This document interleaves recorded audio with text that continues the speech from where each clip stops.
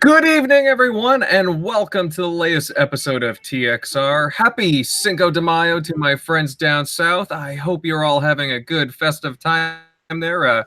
Definitely say me some guac. Oh, oops. What happened? Sorry, I had the YouTube going on at the same time. But yes, happy Cinco de Mayo, everyone. Have a festive time. And hey, if you can save me some guac, that'd be great. I'm your host, the Galactic Gaming Fiend Invader, and me and the panel are really looking forward to getting into tonight's topics. There are, it never seems like a dull moment in the gaming industry. So we got lots of topics to cover. But before we begin, definitely share this show out and let everybody know where to find us. And finally, just grab your favorite beverage, kick back, and relax with us as it's going to be a real treat. Tonight we have a very special guest member. Please welcome Easy Shock. He's going to be our guest, and he's got some real great gaming knowledge. How are you doing today, Shock? Oh, pretty good. Yeah, thanks for having me. Of course. Mr. Southbound, what's new and exciting? Oh man, I'm just a little stressed out. I couldn't get my computer to get going, so it got it to the very last minute. But everything's good now. So, what's up, people? How's everybody doing out there? All right. Yeah, just let everybody flood into the chat right now. Again, welcome everybody. Megatron, how's your weekend been? How's things, bud? Weekend has been great, rainy but good. So, perfect day to stay indoors and play some games, right? Of course. Oh, hey there, Delilah. How's it going? Yes, we know that Game of Thrones is on, but I think we got enough going on to be a highlight for some people. Hey there, Shizno Elite. Thank you for joining in. It's good to see you, bud. We have a jam-packed show for you. Tim Dog, how are you today? What's up, guys? Another week of TXR here to talk video games. Would like to thank Easy Shock for coming down. A guy that I've interacted on Twitter, and I've seen him in action. He definitely is a pretty funny, knowledgeable guy. If you want to follow him on Twitter, I'm sure we'll get his tag. But he's a really good guy, and I'd like to thank him for coming down. And just ready to talk turkey with the video games and Xbox and everything that's going on within the week. Absolutely, you got that right, Tim. So, moving on to our first topic, and guys, it's the beginning of the month, and so you know what that means. New games with gold for Xbox, and this month's offerings include party game Marooners, golf game The Golf Club 2009 featuring PGA Tour, and you have a couple of 360 games, of course, Earth Defense Force, Insect Armageddon, and Comic Jumper, The Adventures of Captain Smiley. Now, I've seen a bunch of commentary about this list, as it does seem a bit disappointing in comparison to previous months. Guys, how do you feel about this selection of games for May? Shock, how do you feel about this list? What are your thoughts? Yeah, I mean, it's kind of a little bit lackluster, I'd say, but at least on comparison, like there's been some down weeks, decent weeks, like the past couple months have been pretty good in my opinion, as far as the original Xbox games, that Star Wars Commando game, excellent one there, and the Metal Gear Rising. So some of those are old, but pretty good freebies, so I can't hate on that. And I guess I'm since I have Game Pass, I'm kind of biased since like I'm having fun over there, so like that one got a good month. So, but I can see why people got some gripes this month, maybe. Yeah, but they always do this before E3, right? Usually May is like the worst month. They usually have a bad month. Yes, they usually do have a bad month. Yeah, so I'm not really surprised. I mean, everybody's disappointed in the list, and hey, it's free. So I mean, why are we going to complain too much? That's not like, well, it's not like a lot of these games that everybody plays. Like if there's some game that you really wanted, you would have bought it already. So this is just a plus. I kind of look at it the same way. It's a free game. I mean, there's some gems. What Remains of Edith Finch was a really good game. Overcooked, I've never played, but I heard it was extremely fun. Those are the PS Plus. offerings. Oh, well, wait a You're minute, then. fired. Wait a You're minute. fired. Let me look up. Well, you know what? I guess it is crappy. They're all gonna laugh at you. No, yeah, I guess it's. But Yeah, in comparison to PlayStation well, Plus, since you put it though, that way, yeah, I guess. Yeah, it's not that good. At least it's free. At least it's free.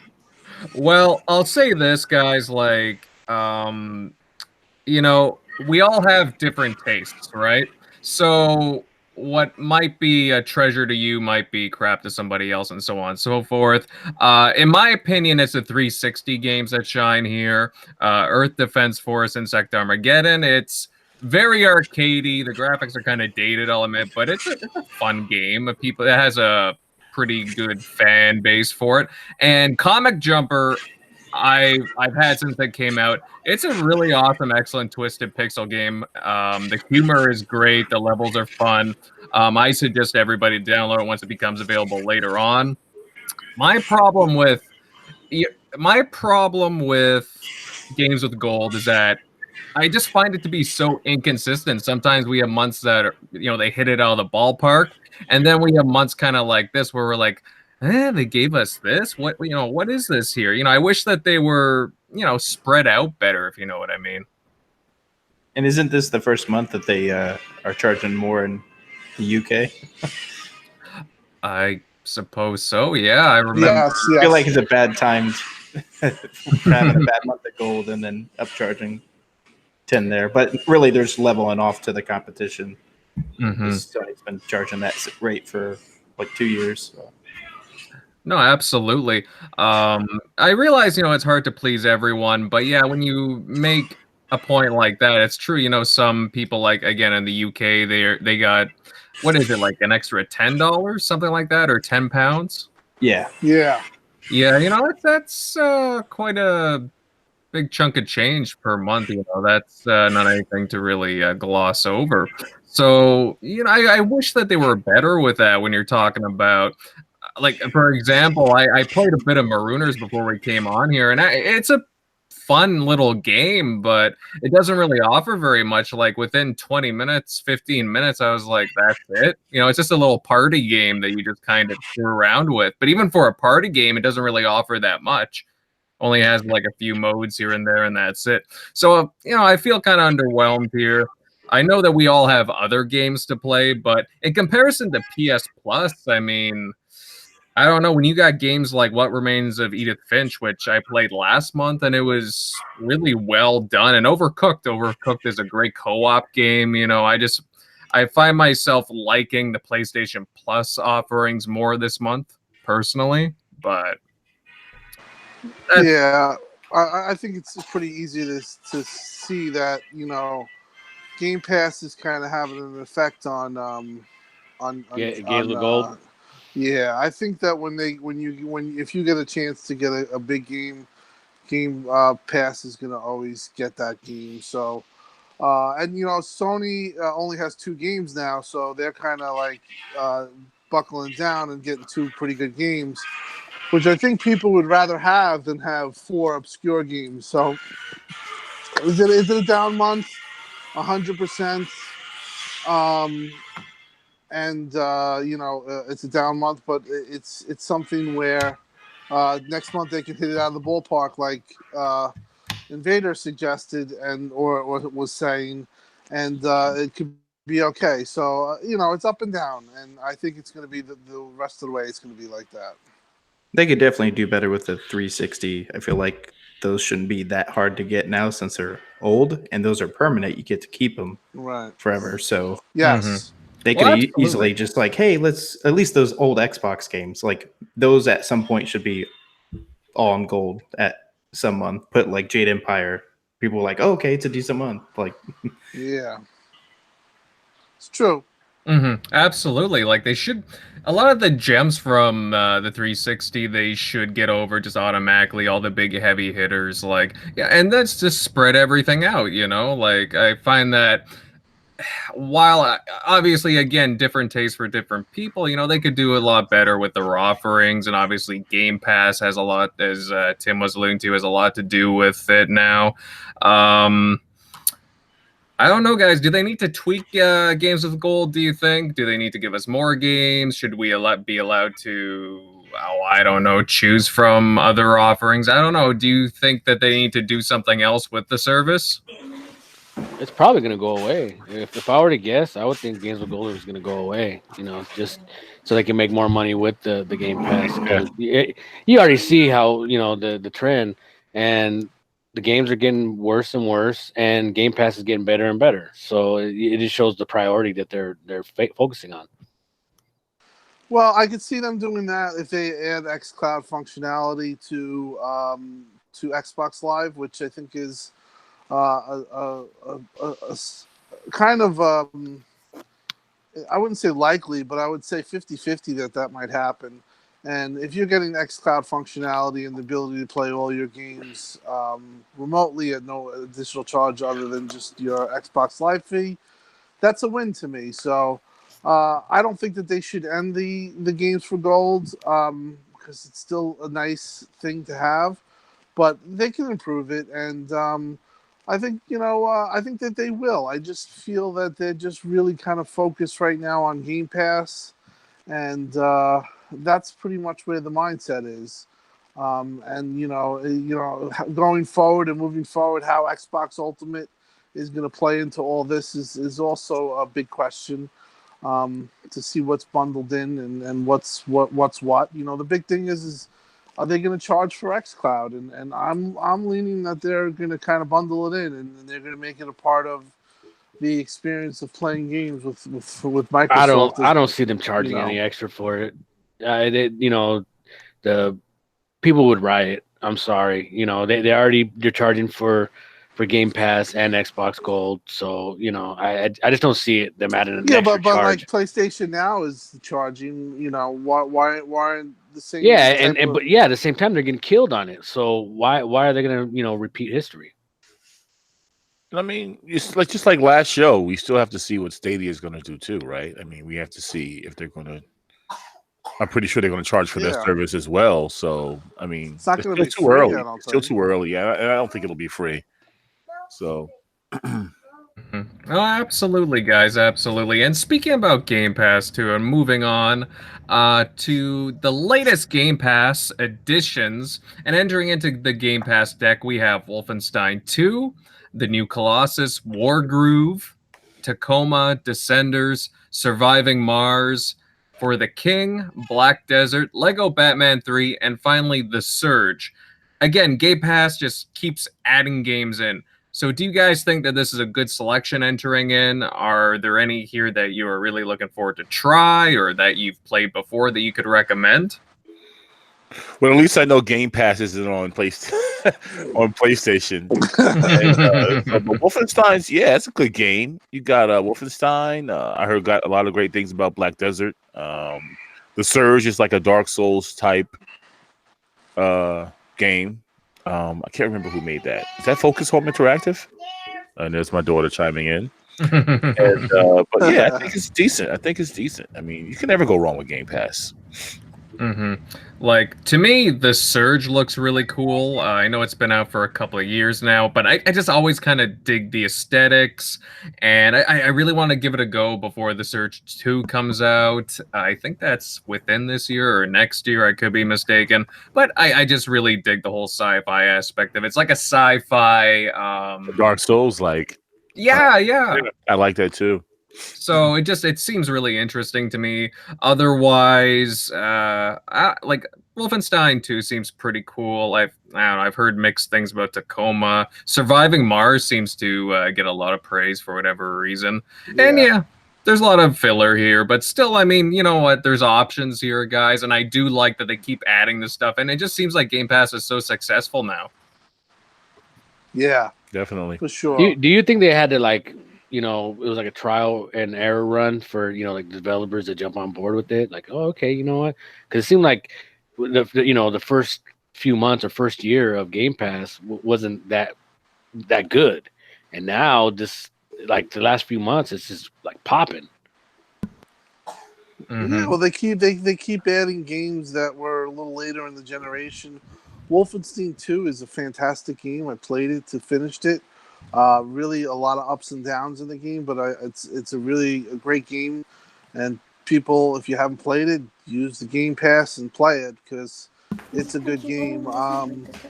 The other games are pretty good. Surge is not my type of game, but I've heard people like it. So it's a decent month.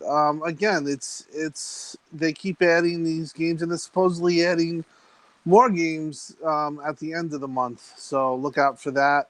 The service is fantastic. It's the best service or deal going in video games. I mean, the amount of games that you could play, and right now you could buy it for 33 cents over 3 months, $1 for 3 months. You can't go wrong. So. It's a great service, and I just hope they keep this up because this is just crazy how much value you're getting out of everything. It's over 200 games now, right? I'm trying to look it up. Yeah, it is. Yeah, it's over 200. What's the most it's gone over? Like, does anybody ever check that out? Or They keep adding. They will take out games. Obviously, games that not being played or really less popular, like games like Fallout, have obviously stayed in it. Yeah, it's come and gone before. Yeah, and it's back now. Yeah, it's. I would think that they're looking to be just keep adding to it, just keep adding value and value. I mean, they're not going to have older games like really too old or games that were like NBA. I don't think they have any sports games, but I wouldn't think that they would have like a 2K17 or anything. Well, that's what I'm interested in too, actually, because I would like them to have a little more variety in Game Pass. Like, I know that there's a lot of games in there, but like you were saying, Tim, they could use more sports games. They could use, just like different genres is what I'm suggesting. But I do like how they keep adding in new stuff, and it just seems to get better each month. Like who would have thought it would have exploded to being this popular, right? Yeah, and it's not all indie games either. There's AAAs in there that it's really makes it worth the buying it. And then if you get it for three months for $1, can't beat that. Yeah, seems like it's a good spot for like any games that don't like pop off in the first 2 months. Like Shadow of Tomb Raider and Just Cause 4 were on there like 3 or 2 months later. Absolutely.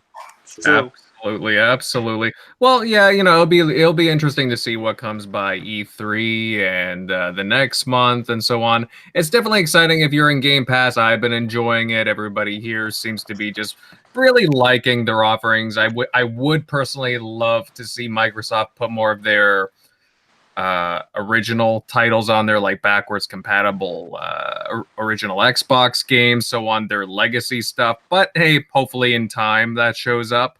But moving on to a rather hot and juicy rumor that's been floating around the past week. Now, according to a Facebook page and Xbox community insiders, they posted an image with game studios that they believe will be acquired next by Microsoft.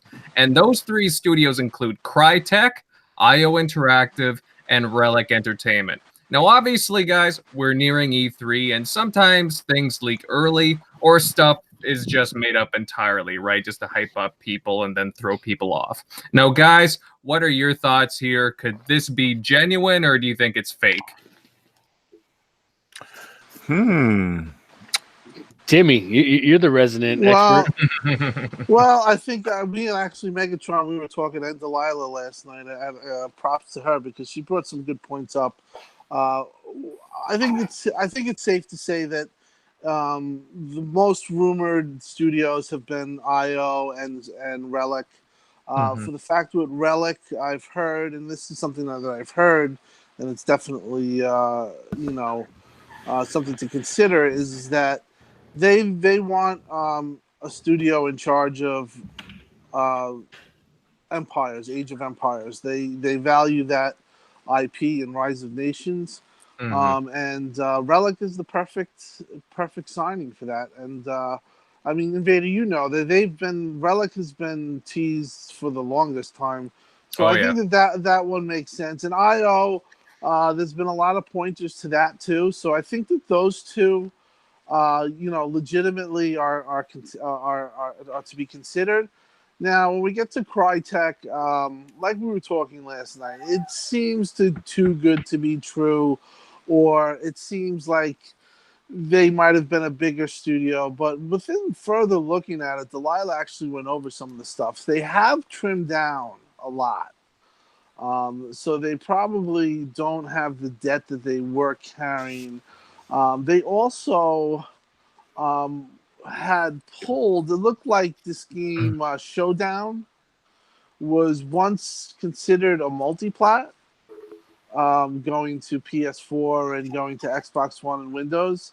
Has since been pulled, and you only see Xbox One and PC. Yeah, which is like I told Delilah, that's a good find. She even said, if you look at Wikipedia, that they had at one time they had put the PS4 as part of it, so maybe there's some type of exclusive deal, and that's a little tip off of this. With all that being said, if they get Crytek and the engine has not been sold, I originally thought the engine had been sold to Amazon. They are licensing the engine to Amazon. They did not outright sell it. So my information was wrong on that, which is good in a way, because with that, if they bought Crytek and they had, and they would definitely be interested in the operator. They would be interested in the Crytek engine. So, last night I was at a 0% chance of it happening. I'm at like a 5% chance of it happening now. But some things to consider. If they do announce Crytek and only Crytek, that is a huge studio acquisition, in my opinion. I agree. I mean, everybody wants the next Rise. And I would, Rise 2. Crisis. You could have Crisis. I mean, there's so many things they can do. Yeah, I feel like they definitely should try to get just a Japanese studio, just so they can have a little bit bigger draw there. But yes, and not to interrupt, I want to let you. Just you're good. Just not to interrupt, but I just wanted to make this point. They are, I've heard, that is one of their objectives. Is that, and I've heard that straight out, that they are trying to do something in Japan. It's just that it might be a lot harder than I guess in a studio in the States or whatever. But continue on, Chuck. Oh yeah, and I just heard somebody. I think this was just somebody just like hope, but they were throwing out like Koei Tecmo or something like that. Just that's one way to get get that market interested in your games, not really give them a choice. But I feel like they might use the Switch to kind of be their kind of Trojan horse in a way. Once if they do go that way with the whole Game Pass rumor that was months back, that could be a way of like, hey, it's on the Switch. It's like, you get these crazy Game Pass deals. It's kind of their way of like, okay, I'll try it. And then you get them playing. So they're on their platform or on your platform in a way. Absolutely. Now it's interesting too, because I've heard like IO and Relic, they've been brought up a lot in recent rumors. Yeah. Relic, though, they're owned by Sega, and while they are working on Age of Empires 4 for Microsoft, like it would be a bit tricky, I think, to acquire them.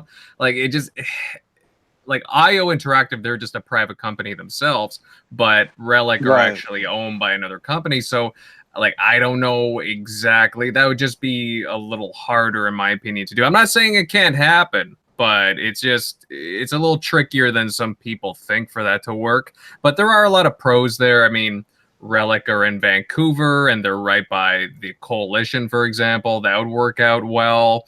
There's a lot of pluses to that. Plus, again, Microsoft need a dedicated RTS studio, a strategy studio. Right.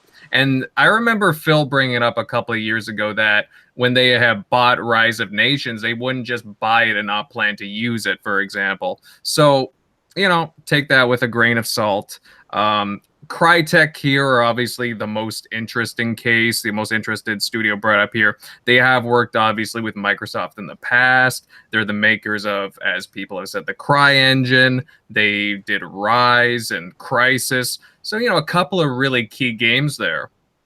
It was interesting. I did a poll yesterday into today, just a little poll. About 350 to 400 people participated, and Crytek just dominated. You know, I asked who would you rather see out of these three getting acquired, and Crytek was like a whopping over 70%. People are really excited when they hear about Crytek because they know about Crisis and Rise. People really want these games to come back and have more games and sequels.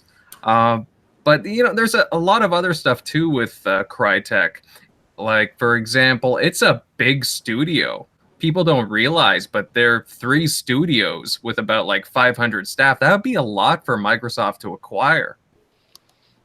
Well, yeah, that's the one thing that we were talking about last we were night. talking about. Supposedly they slimmed down. Mhm. So at one time it was 500, but they've obviously had layoffs and they've had cut in staff, and now it's kind of trimmed down to 200. Like I said, we were talking with Delilah last night, and she's very knowledgeable. And we were going over the information, and you know, with dream scenarios with Bungie, with me and Megatron laughing, you know, for them acquiring Bungie, but that would ever happen. That'd be crazy. But on subject, yeah, they seem to have cut down a lot on size. So that there wasn't even a a mention of a new plus. studio head, right? Like they don't even have the same guy that was heading Crytek anymore, right? Didn't that He might have left. I don't know the full story, but supposedly they've slimmed down, and that is, if it was 500, like you said, and it was still robust, and there's a ton of people being paid, and or not, you know, they had trouble paying their staff too, Yeah. if you remember. Then yeah, much more unlikely. But it was kind of interesting that they did come up. I do think that we're going to get studio announcements. I was completely sure at one time that we would get studio announcements at E3. I am not as sure as I would have been, because they just might make the XO19 events, which they are definitely having, a place where they just kind of do the studios there, especially if they're not that big studios. If Crytek has been acquired, they're going to announce at E3, because that's something that you could close the show, or you know, come close to closing the show with a game, you know, showing like a Rise 2. Imagine that. A tease. I mean, that's what I think that they have to. They would really kind of, to have this opportunity, do something like that would be huge. Well, going with the poll, right? With what Invader said earlier. What would you guys pick out of the 3? For me, easily, I think I'd be one of the guys that would pick Crytek, only, you know, because I want to see Rise. Another part of that. I think they're a cool studio, and I'm not too familiar with IO and Relic. I guess IO was Hitman, right? Right. Correct. Yeah. So, but what would you guys pick out of the 3? I think Crytek would be probably the better one to get, just because they have the graphical like prowess, and it, with a bigger budget, make like a much deeper game. Because I know some people didn't like Rise, with it probably not being as deep as like other games. But it's still to this day, just slightly off topic, I still don't understand how they let Bungie go last gen. Like Don Matrix after his first 90 days, he let Bungie walk. But they were under contract, though. I don't know the whole full story, but they owned them. They were Microsoft Studio, fully acquired them, and they let them go. Which, to me, I'm like, well, if you it couldn't have been like, oh, we just want you to make Halo forever, because they were totally cool of giving them their freedom and letting a new studio take that on. All they had to do is just go with that and say, hey, we're just going to fund your next project. We believe in you because look what you freaking did with Halo. That's the only reason we probably exist still. And you could have had Destiny, as big as it was this gen, early on, when Sony didn't have any games coming out that first like year and a half. that could have been huge for them. Would have been completely huge. You're right. They looking back, they did mismanage. How do you it's like letting Naughty Dog go like last gen? Yeah, they supposedly it was a very supposedly there was a rumor of a chair being thrown by somebody, or when it happened, and they were very upset. But yeah, I mean, in the fact that if they could have kept them, and they could have even, they just gave them their creative freedom. Now, mind you, that was a different guard then. That was Matrick. I think Bomber was still around even when that was happening. But, if they had kept them, that would have been huge. And, I mean, with Bungie now, I think that right now there are still deep roots with Xbox. And the first thing I think that Xbox should try to do is get, marketing deal with their next game and move forward with that, because they were one they should not have let go. It really hurt their studio, and it's like they didn't have studios to begin with, and you just let your biggest one go. I would love everyone knows how I feel. Bungie coming back to home to Microsoft would be awesome. Creative freedom. I mean, all these new studio acquisitions that they say now, they've been nothing. They have done nothing but praise the freedom Microsoft has given them. With being as creative as they want to be, and but yeah, I think there's a shot, always with Bungie, and who knows, right? So, So people in the chat, which studio would you like to see acquired by Microsoft here if the rumors are true? Type 1 for Crytek, 2 for IO Interactive, or 3 for Relic Entertainment? Guys, let us know what you think. I would certainly love to see that. Yeah, I'm kind of mixed here because my heart says Crytek, the one that I would really want. My brain says IO, because I think that is the easiest of the three to get and the one that makes a little bit more sense as to what they're going for. And then I just really don't know about Relic. It depends how they can swing something with Sega. But I don't know, we'll see. Let's see. Oh, lots of one. UK Darius 69 is not an option, bro. Snippet off of that is Telltale. Are they going under? They're done. I was about to say that would be a perfect one to acquire with Game Pass and doing the episodic Wolf Among Us. Yes. Stuff like that would be perfect for Game Pass, but I guess it's too late probably. Well, to add to that, Microsoft did look at them, and the time that Microsoft looked at them, a lot of their talent had already left. They were once a big studio, and then they slimmed down and they had their financial issues, but they were looked at, and Microsoft has looked at a bunch of these studios, and studios probably that signed on with other companies like I think the Crazy Horse studio, or the studio. What was the studio that made Warhammer? Oh, Fat Shark. You're talking about Fat Shark. Yeah, I think Fat Shark was looked at. Just some deals are just not going to happen. Or there's, it was crazy how they had signed 6 studios and said they were announcing one. Out of all of them, usually you have snags. You have, you've had rumors in the past of Square Enix a signature away from signing with Xbox and becoming, selling off. That. Yeah, so I mean that's just a rumor, but the point is that this stuff is not easy to get done, and especially like with Relic and Sega, like Invader says, that one might be even more unlikely or less likely because of stuff like that. This stuff isn't easy. Even in Japan, there's laws, or there were laws that you couldn't, I think you couldn't sell yourself to an American company or something to that effect. I don't know the exact. I've heard there were roadblocks with that, but yeah, I mean, for them to get 1 or 2 studios to me is a win. I think they did what they needed to do last year, and especially that they're expanding the footprint they've hired 1,000 developers on top of everything that they've done last year. Rare's at 300 people. The coalition's gotten expanded 100. You can go on and on. These studios have grown 20, 30, 40%.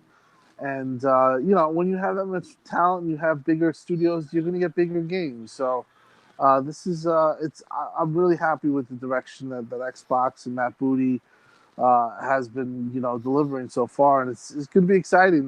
Like I said, 1 or 2 at E3 or XO, and that's pretty big. Mm-hmm. Or we could just get one big one with imagine Crytek again. That would Huge. be that. You have Crysis, you have the engine, like Shock was saying, like they have prowess to make their graphic. They make some unbelievable graphics. You add that, and then you support that, and you add some people to that, and you could have exactly what we want, like these games that are almost photorealistic, mature type games. Mm-hmm. So. Absolutely. And then, people forget a game like Crysis, that was huge for PC back in the day, too. I remember, what was the joke? Will it run Crysis, right? Because that game was so graphically demanding. Yeah. Yeah, it was always It always, people did a lot of benchmarking, right, with the testing with the PCs and stuff. So, Still to this day, it's tested. Yeah. Well, we'll see, guys. It's going to be exciting the next month or so, and I can't wait to E3. I think we will get 1 or 2 announcements, but we'll wait. It's exciting, right? We'll see if these come true. Just interesting rumors in any case. But switching gears onto some Forza-related rumors, and no pun intended there. Forza Street, formerly known as Miami Street, is reportedly making its way to the Nintendo Switch. Data miners were looking through the game's source code, they found several references to the Nintendo Switch, along with Android and iOS platforms. Now, this bit of news, it seems to align with a lot of reports of Microsoft and Nintendo partnering up. And as of right now, it looks like the Xbox One is absent from this. Now, panel, do you feel like it makes sense bringing Forza Street to the Nintendo Switch? It's a great game. Why not, right? I don't know. Well, that's the thing, right? Like, I'm kind of mixed with this because it's not a game that everybody's playing. It's a very simple game. It would be easy to port over to the Switch. But I guess, I've seen some Xbox fans not really too happy about this because it's been a bit of a slow period for Xbox exclusives, and people are like, well, why isn't the Xbox getting it right and the Switch would be in other platforms? I feel like I've seen Sony fans talking about it, and that's pretty much it. I don't know. It's whatever they have going on behind the scenes with Nintendo and what they're trying to do. You're trying to build a relationship, and why not put a game that was the Forza name.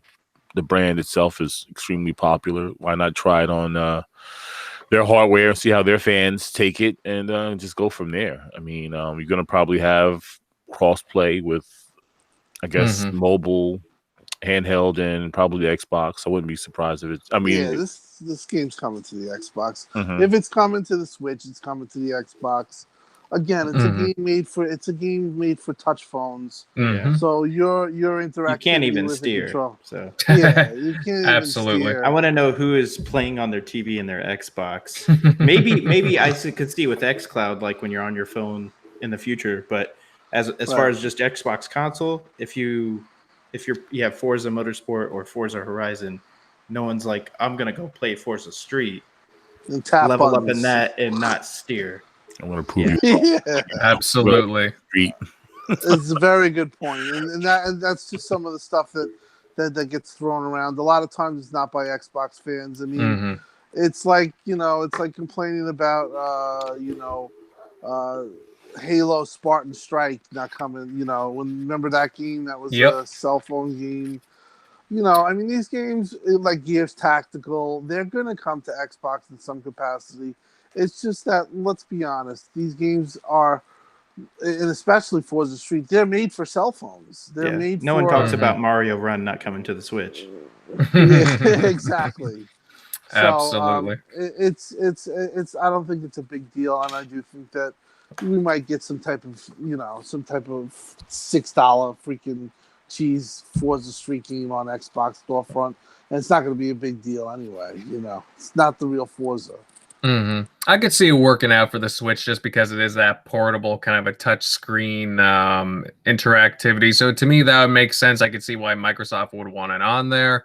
And it's just a small game, right, guys? Like, it's not really going to be like that intense. It'd just be like testing the water. They already have Hellblade on there. Cuphead just came on. So they're still testing the water. And obviously, the Nintendo and Microsoft friendship is growing.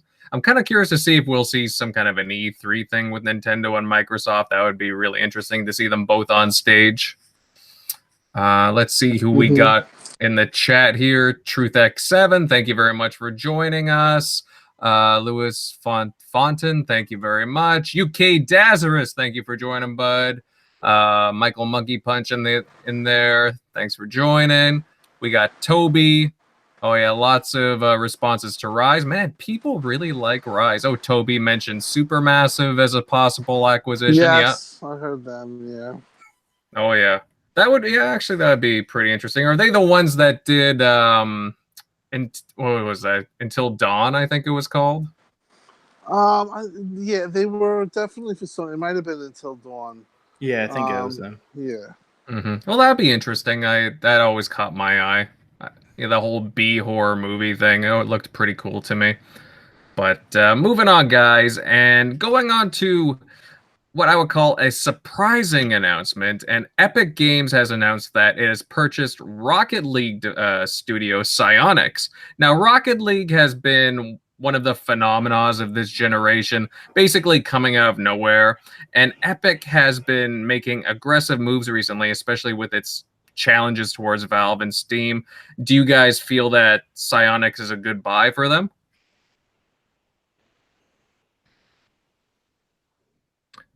Don't speak all together, guys. Yeah, I mean, I'm not sure about that one. I don't know. Did they say how much they spent to purchase them? I'm not 100% sure. There was nothing like that. Because I feel like Rocket League's big, but I just feel it's like a really simple game. And I just don't like Minecraft feels like it has a lot bigger draw and push when you acquire something like that. Whereas Rocket League, I feel like it's fun when I play it, but I feel like it's kind of died down on its. I have not touched that game since I don't know when. It's been how long? When did that come out? 2 years ago? Has it been 2 years? Like probably 2 years, something like that, maybe longer. Yeah, it's been. But half. I think the numbers for what they had talked about was the number of players who had played Rocket League were something like 55, 56 million. So, that's that's not a number to really, just kind of whiff at. That's a pretty impressive number. Huge. Absolutely huge. Now, I'm kind of curious here because with Microsoft picking up all these studios, I'm kind of curious as to why they wouldn't pick up Psyonix. Maybe they got outbid. Possibly. I mean, they talked about Psyonix and their relationship with Epic Games. Apparently, they got her along really well. Even like sort of like when Rocket League was developing, in the middle of developing, like early concepts came from like them kind of like just trying it out on the side with Epic Games. So I just found that interesting. There's like a close culture there in the studio and just kind of made sense for them. And also what UK Dazzlers was talking about in the chat, it's very much a streamer friendly kind of a game as well. Yes. And you're going to probably get a Rocket League too. Let's be honest. That's going to come. I think it's a smart move, but I think overall what it shows you is Epic's coming here. Epic's coming, and I said this last week. Epic's coming. They're coming to play, and they're going to play hardball. And if I'm Steam, I don't take this lightly. To be honest, these are pretty huge moves, and seems to what Epic seems to have done so far has worked. So I know that the space is really debated right now with the Epic Store, and a lot of people are upset. But I have to say, Epic is going about this in a very in a very cutthroat business manner. But you know what? To really take on Steam, you kind of have to be that way. Absolutely, absolutely. Just interesting, guys. I don't know if any of you guys have played Rocket League. I enjoyed it for what it was. At least it had a lot of options in there, and it was just overall a fun game. You can either have quick matches and have fun online, local couch co-op. I really like that game. It's a cool game to own. What else do we got here? Well, moving on then. So Sega has been featured in the news quite a lot this week, mostly obviously from the backlash from the Sonic the Hedgehog movie. I don't know if any of you guys have seen the mock-ups of that. But however, following an earnings call, Sega revealed some very interesting news. Sega says that in 2018, they saw a drop of 70% due to market miscalculations, game delays, and just lack of sales, specifically from digital sales.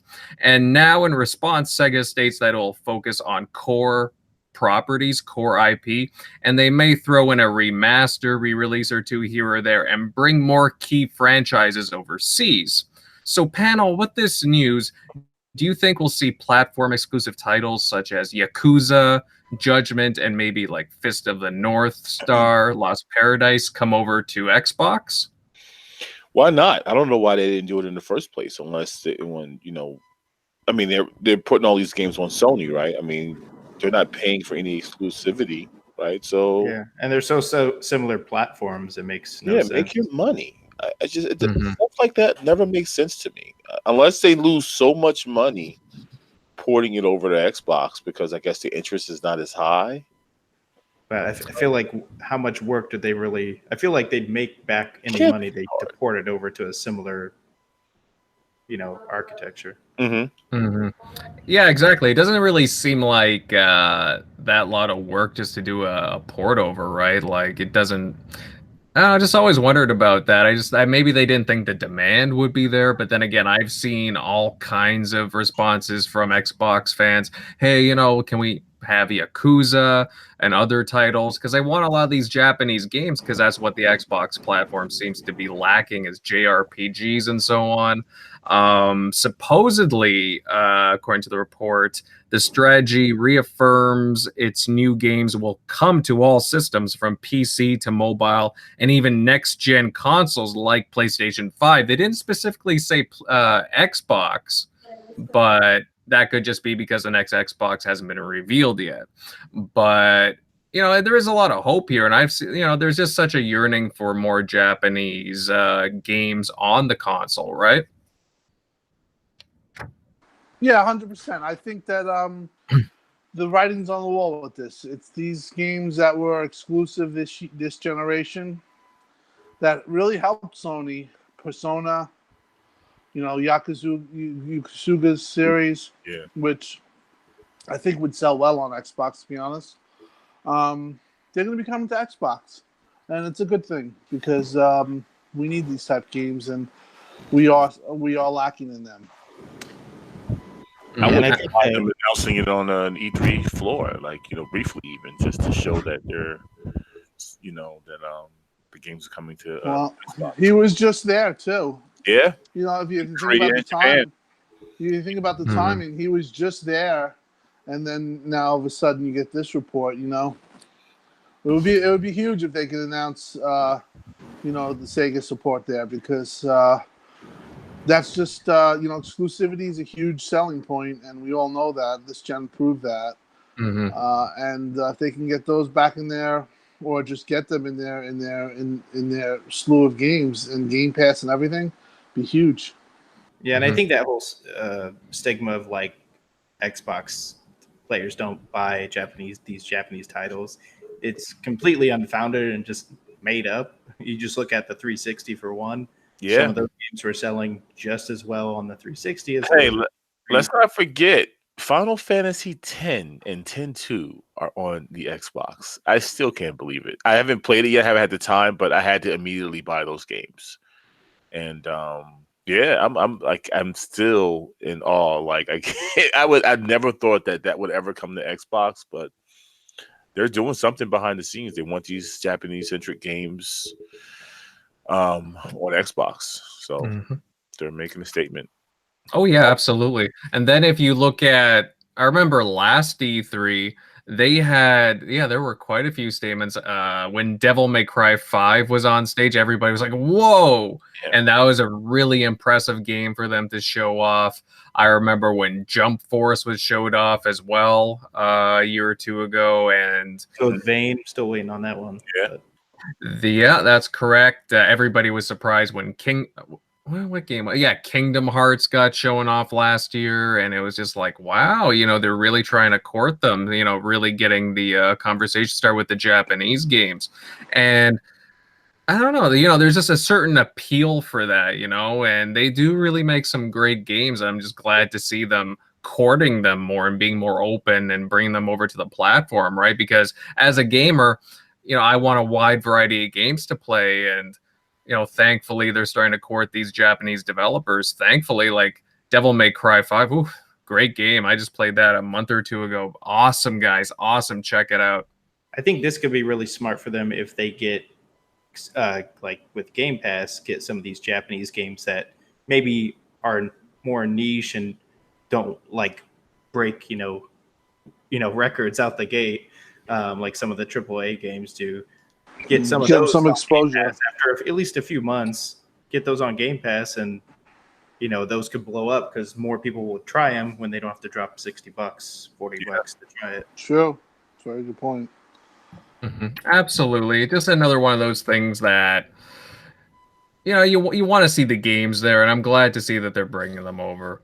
But yeah, moving on, guys, to a topic that was recently brought up, and Xbox recently updated their code of conduct, and you're going to have to give me a minute here with this one, guys. It details roughly a bunch of points in the Microsoft Service Agreement, one that, you must accept in order to use a Microsoft account, and it actually goes into detail about a few things, and honestly, I appreciate how laid out it is, because usually there's all this legal jargon, and it can be rough sometimes to go through, but it starts to break down into smaller categories, and one's the difference between trash talk and harassment. They give some really, some funny examples, like how the right way would be, that was serious potato aim, get wrecked. And then they give some like points that they really don't want to be seen on the platform. But basically, they want everybody to be civil and live in harmony on the Xbox Live ecosystem. But this document, it details like harmful behavior for using mods and not developer approved mods, using game exploits to, for example, duplicate items. Obviously, a lot of Destiny fans know what that's like with like loot farming, so they're not going to like that. The ones who really like to go loot farming in certain areas and get all their in-game loot. And yeah, there's all these little sections. Like there's a section that's called keep your content clean, sections that request players not to use your activity feeds on platforms to promote controversial politics. And honestly, guys, like, this is interesting. And what are the consequences of this? Well, if your profile is suspended, you will forfeit the licenses for all your games and other content, gold membership time, and Microsoft account balances. So, panel, do you think that this is harsh, losing all your content over something you say, something you promote over Xbox Live, or do you think it's right? Not necessarily a bad thing. You want it to be a positive atmosphere. You want to show that you care. When you got your kids playing on Xbox Live, you don't want them being harassed, I guess. I mean, for me, I can take it. I mean, I've been a beta tester for Xbox Live since before it came out, so some of this stuff is funny. I'm reading the nice list. That was serious potato aim, get wrecked. The only reason why you went positive was you spent all game camping. Try again, kid. Yeah. I find myself saying some of this stuff, but it's a good thing. I mean, you got to get your parents, to get on board with Xbox, and you got to have a positive, I guess, environment, somewhat to want to still play. I mean, some people get harassed and don't even want to get on it anymore. They don't want to be bullied. It's a thing that exists, and you got to monitor it. So, 100%. Well, I mean, listen, it's guidelines. It's kind of funky how they did it, or pretty funny. Obviously, you get the idea. What they don't want you. They don't want you talking about gender. They don't want you calling somebody a racial term. They don't want you. Female gamer. Female gamers get sexually harassed. I mean, people in general get sexually That does happen. Let's be honest. I mean, I've seen it where a girl comes in a podcast, not a podcast, in a room, and there's three guys that are talking to her, right away because whatever, they're hitting on her, and that stuff, should find itself out of gaming. You should just treat people as gamers and whatnot. But this is just social media and just the way of interacting as it is today. That people do that all over. But with this, I think it's just a guideline, nothing to get too crazy about. Obviously, respect each other, respect your fellow gamer. Don't cheat. Things that people do bad, don't do. And I get that, and I know that they're trying to make this a better place. One thing I do disagree with, let's just say that somebody had a bad day and they said something that was out of line. Depending on the severity, but I don't believe anybody's perfect, and I sometimes do believe that if you get in the wrong situation, you could have everyone reporting you, and you really didn't do anything bad, but it just, you had a bunch of people that were against you. For you to lose all your digital content, to me, is completely absurd. It's got to be a proven thing. I mean, I've played tons of Gears of War and just wrecked. Like, I just 8 kills, 12 kills, no deaths, and I've had people send me bad feedback just because. Yes, there's stuff like that goes on. Good, yeah. And also, if you're buying something and you own that, and you've done something that, say, is questionable, and you have somebody that's making a decision on all your digital content, that's not fair. I do believe that you should be, and I don't know if this is I don't know the I've never been banned, so I can't test it, but supposedly you lose all access to your games, even games that are offline. And that's, to me, that's illegal, and they shouldn't be able to do that. I can understand if they don't want you on the network and you're banned from Xbox Live, meaning you can't play Destiny. But if you have a game, let's say you bought Gears, Gores, and Canola, or if they just ban you from playing with others, maybe, or something. Or just you still get to specifically play that game. Specifically that game. If they could, let's say you're playing Halo, right, where you did the infraction. Yeah, but not everything. I own 750 games. You mean to tell me that if I had a bad day, or I was just in a bad situation where people, because I won the game and they all said that I said something that I didn't, stuff like that can happen. And I get I just get the bad luck. I get a bad guy who reviews it, and then I lose all my content, and then I have no way of getting that content back or rights. That to me is completely unfair and illegal. And I've always said that, like, if you buy a game digitally, you can possibly limit who I play with, but you can't limit my content. Could you imagine if let's say I came over, I'm going to Tim Dog's house, and I'm just like, I'm going to just be reckless with the guy. Like, Tim's out getting his food, grabbing a couple of pies, whatever, getting some beers, we'll play. And I'm just talking all types of trash on his account, but it's not even him. Like, if you can't even, how do you even prove that even? Like, there's a lot of stuff that you just this bad situations. There's somebody who turned your Xbox on or whatever and just started screaming crazy stuff. Yeah. or whatever. Well- You know, a kid or whoever knows. Nephew You know, or yeah. So I not mean, it's even good that, to too. crack down on it, but I think my early Gears of One days back in 06 when I was like I think 20 back then, some of the stuff I said going back and forth with people. There's some like, I'm glad they didn't have this back then. Like Yeah. all of our accounts in those, those games, those matches would have got banned just getting at each Yes. other and The Wild being West. competitive. It was crazy back then.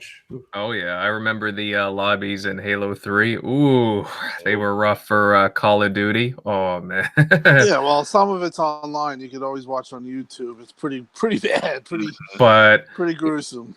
the thing is, even okay, they talk about the licenses for digital games, but even just your Microsoft account balance too. It's like they're able to hit like everything that touches your Microsoft account. Like, obviously there's things I would prefer not people to say. I don't want anybody, I don't want to say anything to anybody myself. I want a good experience online, but there are options too. Like there's the mute button, for example. That's a good option if you just don't really like somebody to block. Like those right off the bat, those pretty much, in my opinion, solve a good deal of the issues right there. I mean, I realize that these are going to be extreme cases that they're talking about, but like it just, you get a little worried when you hear about stuff like this, where they can revoke basically the licenses of the games that you bought, the money that you have in your account, and so on. It's something to to keep note of, right? Especially when they're just updating this right now. I'm just trying to think of an example of what they can. What can you possibly do to make them, like, maybe swatting? Well, no, I mean, Like- if you call somebody a racial slur, you're gone. Like, Mhm. if you do that, or if you say, you call somebody, you make fun of their gender, or what they're doing, and you're nasty about it, and they have a recording, you're done. I've seen some Like, girls put up some videos lately in Fortnite that were pretty egregious. Yeah. But On my Twitter. question is, how would they handle, okay, if it's something on the Microsoft platform, there's some stuff that goes on, for example, in Twitch, guys, like, there's some videos there's some kind of risky stuff that gets shown there. Could Microsoft do anything about that as well? Or is that specifically a Twitch thing? I would say that's a Twitch thing. I think your gamer tag is the first line of, Mhm. what can happen. The first line of retribution. Well, they can go after your gamer tag. Let's just say, they can ban your Xbox. They can do stuff like that. But I don't think that they can, take it that far on another platform. But again, it's the type of thing is that stuff shouldn't happen. But in a perfect world, sometimes mistakes happen. Sometimes people get drunk and they say stupid things and they shouldn't say it. But again, I just don't agree with them taking your complete digital, digital life, or whatever you want to call it, retail, and just saying you can't access it anymore. To me, that needs to be. There needs to be some type of precedent set. There needs to be a court case that needs to be set, because it's unfair to the consumer. There's no way, but there's no way you can get around that and say that I can't play my 700 games because something happened that was marginal at best, and I don't have any way to appeal it, or I don't have any way to get my content that I bought. That's, to me, I can't see that being customer friendly. Does anyone here game share? Because Magnetic Storm 25 is bringing up a point. Like, how would that affect you if you were game sharing with someone else? If that's what he's trying to say in the chat. It depends on where the infraction's done. So let's say you're game sharing, and they are on your home console, but you're on your home console. Somebody else is on your home console, so they can access your games, but they're on their gamer tag, and they do some egregious stuff, and they do some bad stuff, and they get reported and banned. It's still going to come down to the not the console. It would come down to the gamer tag, but it might come down to the console when, if there's cheating or there's stuff, they will ban your console. And if you get caught doing that stuff, they will ban your console. So in that case, I think the console would be liable. But for things that you say and or do something that's racial or whatever you want to say over the top that you've done, that's going to be associated to the gamer tag. Mm-hmm. Absolutely, just something to keep an eye on, right? Like, it's tough because, like, somebody could even like hack your account. I've seen people hack. I had a friend who got his account hacked, and it took forever to get back, and somebody was doing some really weird stuff with it, and it's like, how do they know that's you on that account, right? Doing all that, unmentionable stuff. So 100%, yeah. Mm-hmm. So, it brings up a lot of good points. Like, I do appreciate the fact that they're going back and looking at the terms of service, updating some things, but at the same time, they have to be careful. You have to be very careful, what's controversial, what to say, what not. Some things are obvious, some things are a little more, if you say some edgy stuff, or you're gonna get banned. It's hard to say, guys. I don't personally like it when companies interfere with what I say, what I do, but at the same time, I understand that there are people out there who really go after others, and make it a not so fun experience online. So I get that, but there are tools in place on the platform that can help you prevent that kind of stuff from happening. But moving forward, that was a good talk. Who do we got here? Manic Storm, thank you for joining. Toby, thank you very much. Hebot, thank you for joining in.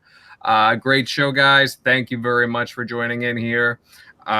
Moving on and along to another Xbox Live topic. Recently, there's been a very large upswing in spam bots flooding Xbox Live messages, sending links to rather explicit sites and offering gift cards and so forth.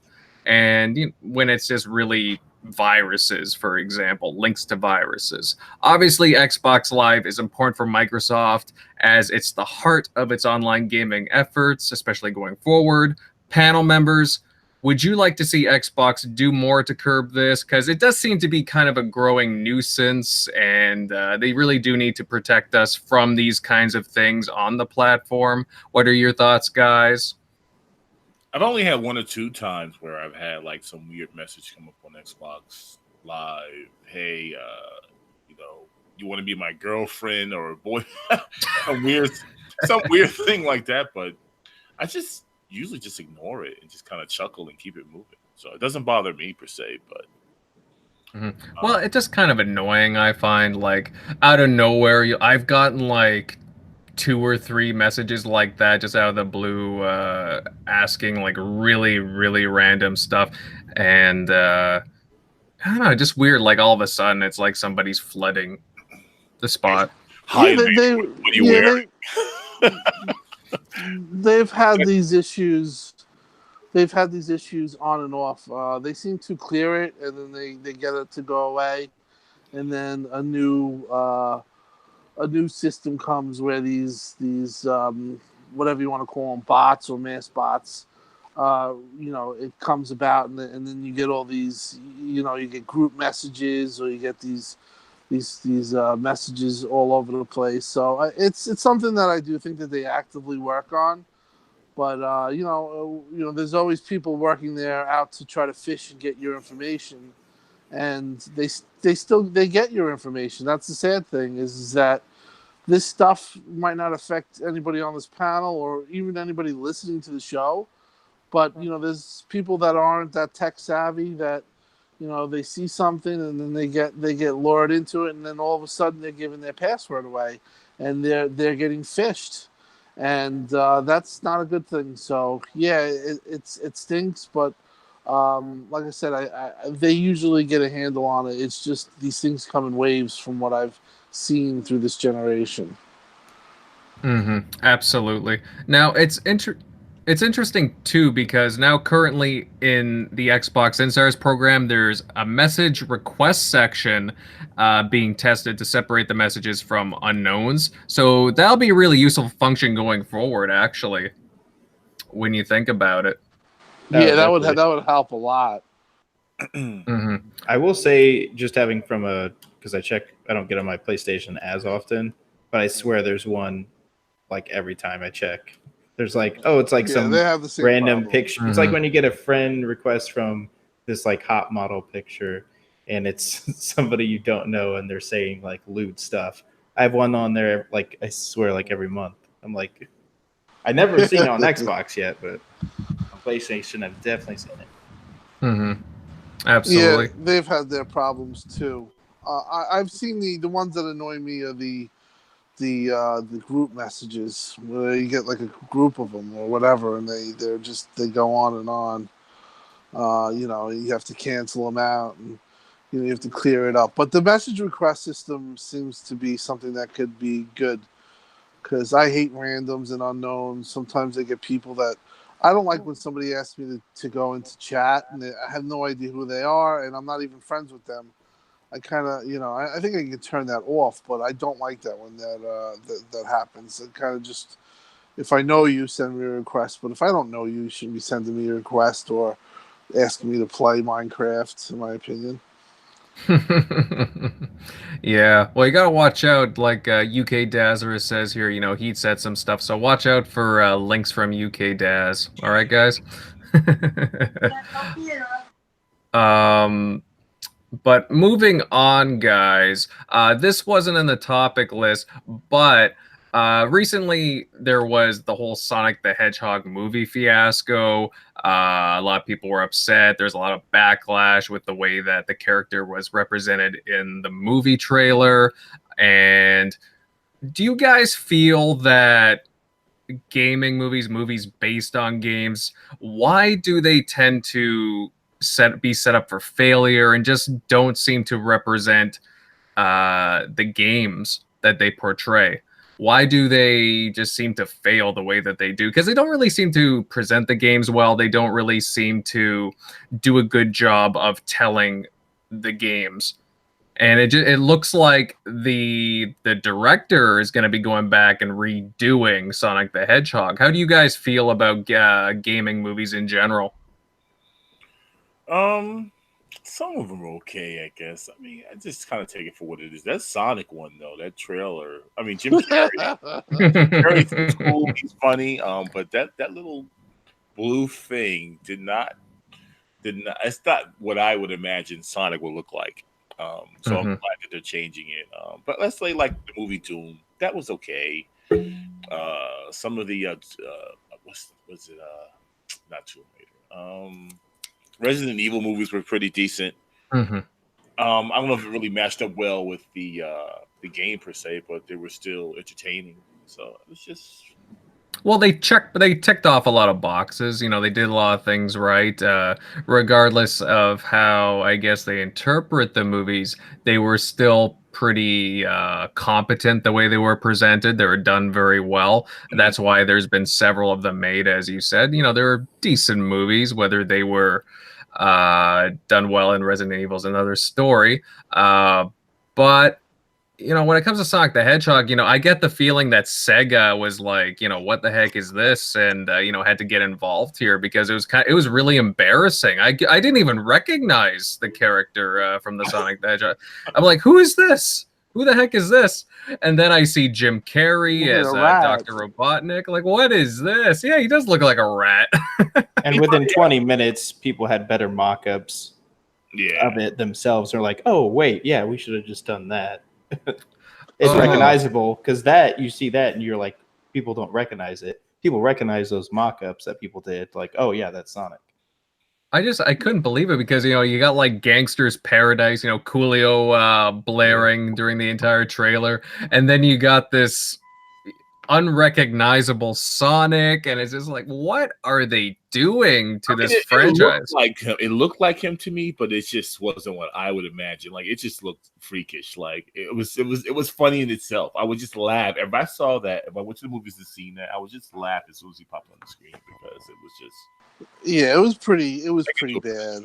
But while we're on the subject, though, like, does anyone have a favorite like video game movie? Just usually they suck. Usually they're Usually they horrible. do suck. I mean, they go.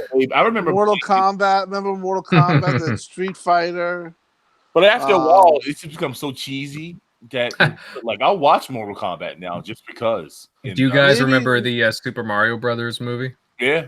Yes, horrible. I'll go back. The Resident Evil ones are pretty much the most. Mhm. Yeah, the I think the closest first looking. one was like decent, was pretty good, and I was fine with it doing its own character. Like, cool, do that. But then when it was like, oh no, let's bring in the character names of like Jill, and they don't Right. act or any way that character in the movie Mhm. don't act that way, and just mix them all about, and it's.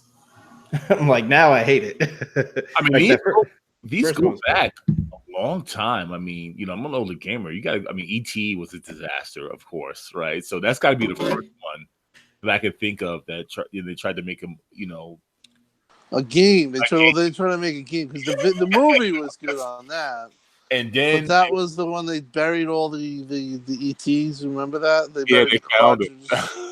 And then you had Goonies on the NES, and you had Jaws on the NES, and Jason, and even Freddy. Like those were, I was always like so excited to play those games, and it was nothing like the damn movie. Like I was just.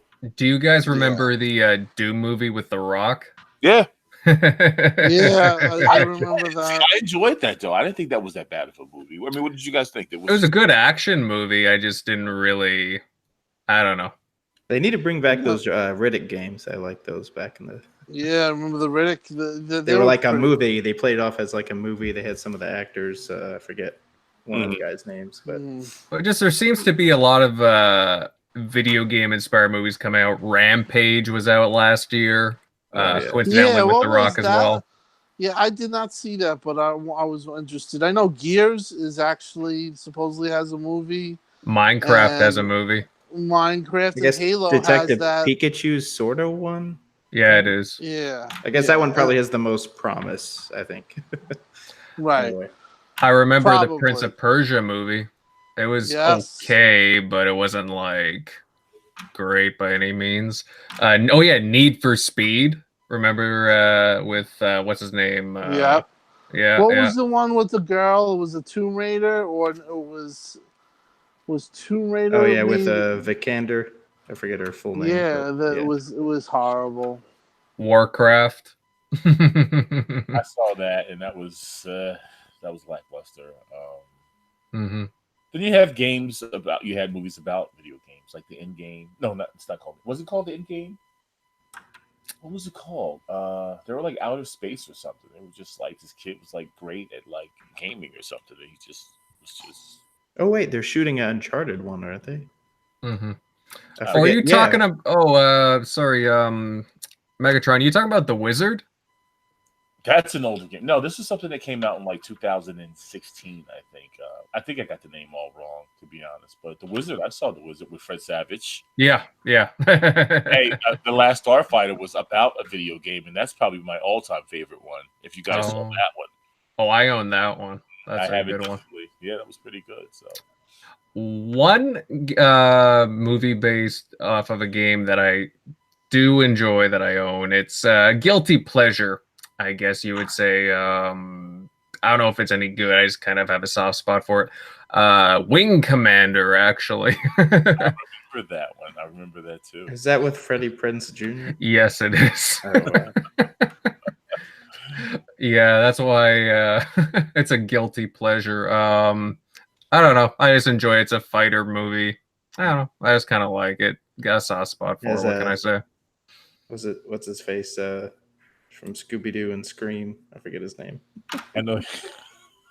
I know what you're talking about. Yeah. The guy that played Scraggy, or what's his face? Shaggy. Scraggy. I don't know. Zoinks, yo. Zoinks.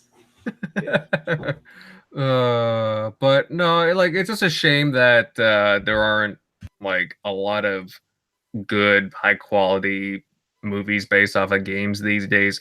Although Detective Pikachu, I will say this though, the quality that I'm seeing from the trailers, it does look kind of interesting. I'm hoping that, it does well in the box office, but I guess we'll see. No idea how it'll turn out, but we'll see, guys. Moving on to our next topic. Well, last topic. What have we been playing, guys? What games have we been playing recently?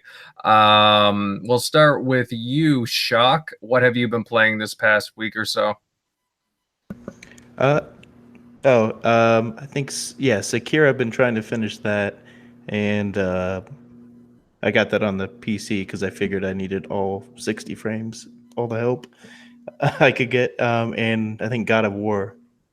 Trying to finish that. So is Sekiro as hard as everybody says it is? Yeah, but if you put in the work, like you never feel cheated. You just know it's like you see exactly where you failed, and you just have to get with the timing. So it's just learning. But yeah, it can get frustrating when I you want get to to try it though. It looks so rewarding. Like once you get past, it's fun. Yeah, when you get a kill, it's super rewarding and satisfying.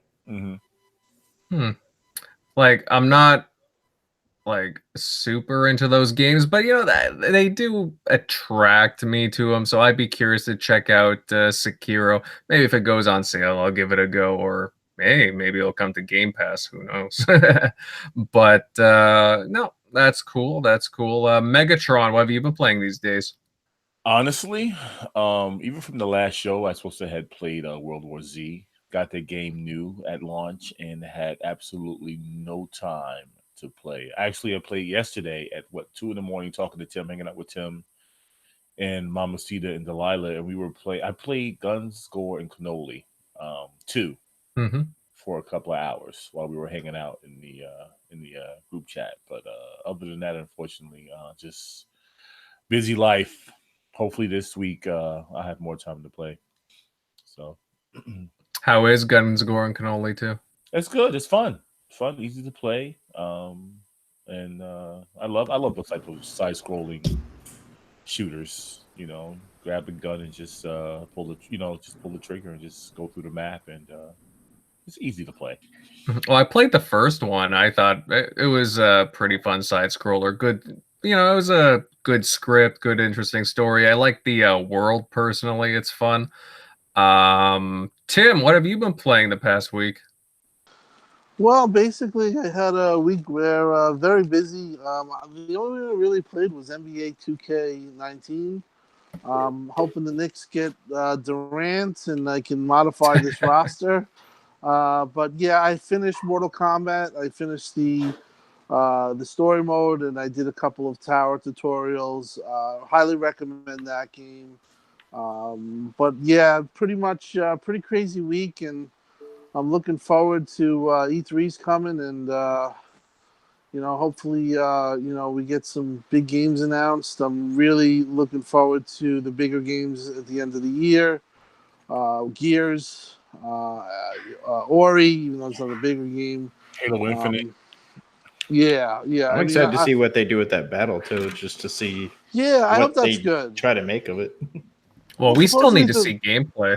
Yeah. Supposedly 2.5 hand-drawn scroll type games. It's gonna be like take some notes on Cuphead. Yeah. Yes, I think it's kind of that ilk, whatever you say.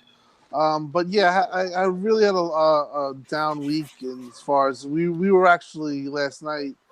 We were talking about it because I was on the phone and I wasn't even on Xbox, and Megatron sent me a request from Xbox Live, and we just talked in there, and I have to say it's pretty impressive. Just even that, like.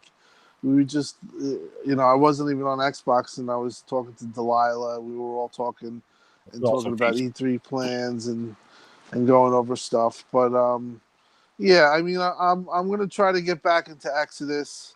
I think I don't know if it was you, Invader, or somebody said that they kind of had a similar experience where they first played Exodus and they didn't like it, and then they went back to it, and then they really enjoyed it. So. I'm about to give that another look. There's not any big new games coming out, so I'm going to give that another look and hit the backlog. Mm-hmm. Absolutely. No, Metro Exodus, I really enjoyed it. But then again, I've been a fan of Metro since the beginning. It's different, I'll admit that. It's a little more, well, a lot more wide open. It gives you more room to breathe, but it's familiar in a lot of respects too. Beautiful game. You got to get used to the combat a bit and customizing the weapons, but it's fun. I really enjoyed it. As far as stuff that I've been playing, well, I've been playing the heck out of Ace Combat 7. Still actually just beat it the other night. And man, I tell you, I missed playing a good aerial combat game. Like, there's not too many good ones around, so I really enjoyed the heck out of Ace Combat 7. Guys, if you say you put into that, like, really quick. Well, the thing is, I played on hard difficulty, so it's probably, it's tacking on a few more hours to what it would usually take. Although it wasn't that bad. I have no idea, to be honest. I'd be just making up a number, but it's a pretty decent length. Like, there's like 20 missions, so it gives you. I was just asking because it's another game that I have, including Metro Exodus, that I need to. I got day one and just trying to find time to play. It's just like such a challenge, but well, some missions take like 20 minutes, some take 30. There's a couple of missions I played where they took 15 minutes. Just depends. It totally depends on the mission itself. Some ask to take out like a certain number of enemies and you hit a certain score. Some are based off of time limits. It depends. But honestly, there's about 20 missions there. And no, it's good, man. It's good. Definitely get a chance. You said you have Metro Exodus as well? Yes. I don't know, like, honestly, choose for yourself which one you want to go through first, but both are good. Both are very good. But just coming off of Ace Combat 7, I definitely recommend it because we don't really have any good flying games out there, to be honest with you. That's why I would love to see a game like Crimson Skies return, something like that. Like a really fun, like... Yeah. It would be awesome. Mm-hmm. Next generation Crimson Skies or next generation Mech Assault with flying type mechs too. Mm-hmm. I mean, that's what we all dream of. I mean, that's the type of stuff that we hope that they can deliver. Bring back that Steel Battalion. Yeah, remember that controller? I had 2 of those. Technically, they did, but they can connect. They connect. Oh God. Oh my gosh. Yeah, they just did that wrong. Like, they should have just done in the whole enhance by connect thing, but when you leave that to just having it purely connect, that was just a bad move. Like, because there are so many people that wanted another Steel Battalion game, like a proper one, but then they're just like, oh hey, let's slap this on, and those matches would last almost an hour. Like the PvP, like it was real intense. Capture the container. You had your robotic arm that would come down and grab the container, and your armor there in that spot was exposed. And if you didn't eject in time with that game, you would lose everything. You would absolutely be wiped out. You would lose all your vertical tanks and would have to start over from scratch. But I love that game. But unfortunately, you played a lot of people from Japan because a lot of people over here in the States that didn't have the game. They didn't sell as well. But I enjoyed that game for what it was. And I would love to have that back. So I like the look of it, mm-hmm. but no, I totally understand what you're saying, though. It's a shame. Just imagine here, next gen, how big your backlog's going to be when all other studios are clicking on all cylinders and everything's just going straight to Game Pass. Like, you're going to be... Backlog's going to be crazy. Yeah, well, that's what I was actually thinking too. I think a few hours ago, because they have some first party stuff in there, but as far as the recent stuff, it's been kind of slow because we haven't had that many first party decent releases. But yeah, once they get their first party started, some of these studios, again, some of them, they have a couple of studios, right, working on stuff. Like Playground has a couple of studios, In Exile has 2, and so on. So once they get everything, Rare is massive now. So once they get rolling, we're gonna have a few games each year, and it's gonna be exciting, guys. It's gonna be good. We're gonna have the content going in. It's gonna be, we're not gonna know what to do with ourselves with our time. How do you guys feel if Microsoft came with their own with Game Pass? I mean, I don't think any EA games, or at least what Madden, would even come to Game Pass. Is it? Do we have that at all on Game Pass? I don't know. I don't think that they. I don't know. I have to check. Madden? I thought I saw Madden in there. Or I thought I saw a sports game in there, but it was There's not too definitely many. older. Another thing is because it would make me think that Microsoft would now maybe have to, make their own sports games just to put on Game Pass, but right? they'll never. No, it would be nice. It'd be huge. That'd be great to get a baseball game. Mm-hmm. That's one of my biggest wants, but I don't think that would ever happen. It just doesn't make any sense on their take. I mean, it would be a very good fan service move. And if they could get it right, they could probably make some money on it, but I don't think they'd take the risk, to be honest. Yeah. But one of the things is that we were talking about I'm looking definitely to play this week. I know Iron Lord, Addict wants to play Sea of Thieves. I heard the Sea of Thieves update is absolutely fantastic. Yeah, we should get a TXR night going on for that Sea of Thieves. I've been meaning to try it out too, now that I think about it. I feel like the games are a lot more fun when you play with Brits. Hey, UK Jazz, did you hear that? You get the British humor, and I'm playing as a pirate, and then it's like the best mix. But it's all worlds coming to the head. Just because their lingo is so foreign to me, so it like fits like the whole pirate theme. In some way, in my mind, it fits that way. Mm-hmm. Absolutely. Now, do you think Outer Worlds is coming to Game Pass? Because that's kind of like it's a multi-plat. I think that's going to be huge. Owned by them in a way, but it's not published by them. So it should be. I don't see why it wouldn't. It might not come day one. Maybe probably. I wouldn't say day 6 months later, maybe, but for sure. I think that game's going to be big, though. I think that game is going to actually do well. Mm-hmm. I think that, especially with what how Fallout 76 did, a lot of people are bummed with that. People are looking for new RPG experiences, and when I saw the excitement for the Outer Worlds, I couldn't believe it. Everybody was talking about it. Like, I saw PlayStation guys talking about it. I saw the PC guys getting really excited for it. Xbox guys were thrilled, obviously, because they're like, oh, hey, this studio that Microsoft just picked up, Obsidian, that's what they're doing. Wow, it looks pretty cool. So, there's a lot of positivity behind it. I'm looking forward to it. It looks good. It looks good. I like the way that it looks, the aesthetics, the way that this gen, it reminds you of a better Fallout.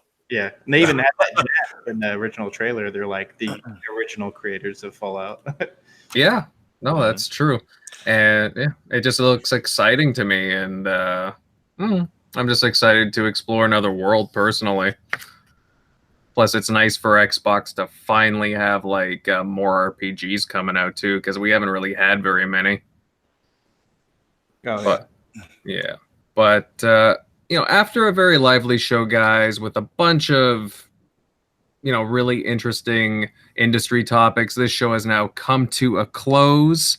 And hey, a big thank you to all the supporters in the chat: Xbox for Life, UK Daz, Toby, Hebot, Delilah, Louis Fontaine, Magnetic Storm, the list goes on. Michael Monkey Punch, again, happy belated birthday there, Michael. Lots of great guys here all day. Digital, I saw you pop in. Truth X7, Shizno Elite, and so on. Lots of great people here. Thank you guys for checking out the show. You guys were great and very positive in the chat. We appreciate you. If you haven't done this already and you happen to enjoy the episode, then please share this baby out, and also consider subscribing to listen to future gaming banter on the channel. Easy Shock, it's been great. It's been a pleasure having you on the show. You have a passion for the hobby, for gaming. We'd love to have you back on at some point. Where can all these fine people here find you at and follow you? Yeah, my gamer tag's real easy. It's Easy Shock, same thing. For PlayStation, Xbox, same. And I'm at Shock Nero on Twitter. Hit me up there. But yeah, glad you guys had me today. It was fun. Yeah, thanks for coming. Absolutely. It's been great. Maybe we'll get you back on again. That would be fantastic. Megatron, where can people follow you at, bud? As always, Megatron1's my gamer tag. You hit me up there when I have time to game, because last week was horrendous. And on Twitter, Megatron_1975. And yeah, that's where I'll be. Always. Oh, all right. I would ask Southbound where everyone can follow him, but he tuned out a little while ago. But his Southbound's information's in the link below. I got everybody's Twitter link in below if you want to check out Southbound, and everybody here, just look on the link down below. Tim Dog, where can all the Xbox enthusiasts find you at, bud? Where can they follow you? Right on Twitter, right where you put it below, like you said that you listed it. And I also Tuesday nights do RDX. I just joined that podcast. I'm there and I'm here on Sunday nights, and hopefully you guys tune in. Appreciate all the support, and let's go Xbox. Yeah, you got it. Of course, guys, I'm Invader Gaming. You can find me on my channel, my YouTube channel, Invader Gaming, and of course on Twitter. I'm pretty active on there at Invader_Y986. Again, guys, it was great. I feel we had a great show tonight. Thank you, everybody, for joining in. And yeah, we'll see you next week. Take it easy, fellas. And let's see here where.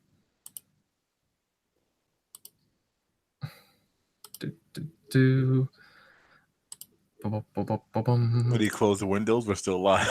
Yeah, we're still live. Sorry, I'm trying to find it actually. I'll sing a song. How many tabs do you have up? I'm counting like 12.